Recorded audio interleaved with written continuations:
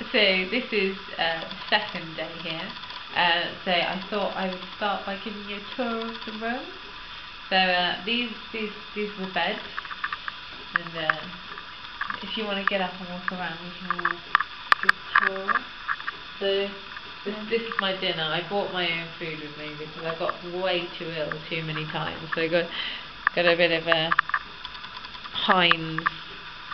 Oh, and some pot noodle. We've had some pot noodle. So you spin around. We've got our stool. We've got all our stuff. I mean, most of our stuff's on, like, trying to, keep it tidy and minimal. And then it goes through to the bathroom.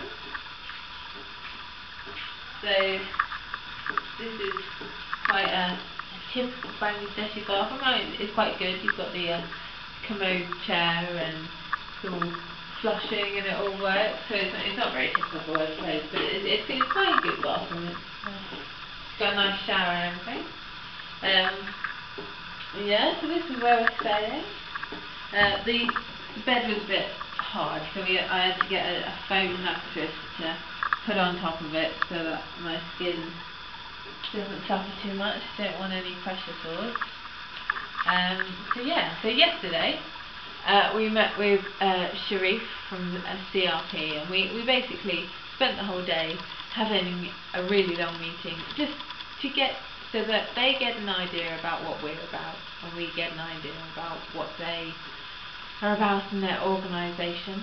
And we got a tour of CRP and had a look at the different wards, and so they've got their kind of acute phase, and then their what they call active phase, which is still their acute phase is pretty much on bed rest. And for a tetra, for example, they have 42 days of bed rest, and then they go on to an active stage, which is learning to sit up in bed and balance and things like that.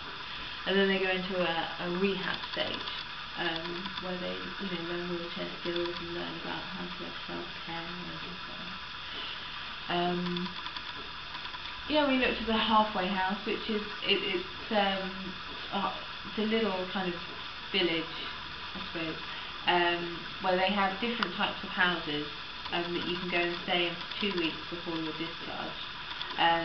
And you'll stay in a house kind of similar to what yours at home is. So whether it's made of mud and has no electricity, or whether it's a more modern house, or so that you get an idea of what it's going to be like when you go back home.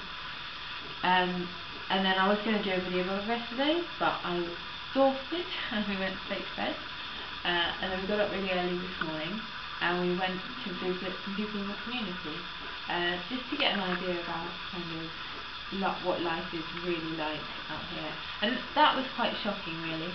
And we're going to visit some more people just to get a better idea. But we met one lady, and she's been outside of her house once in 2 years, and getting to her house was just a mission.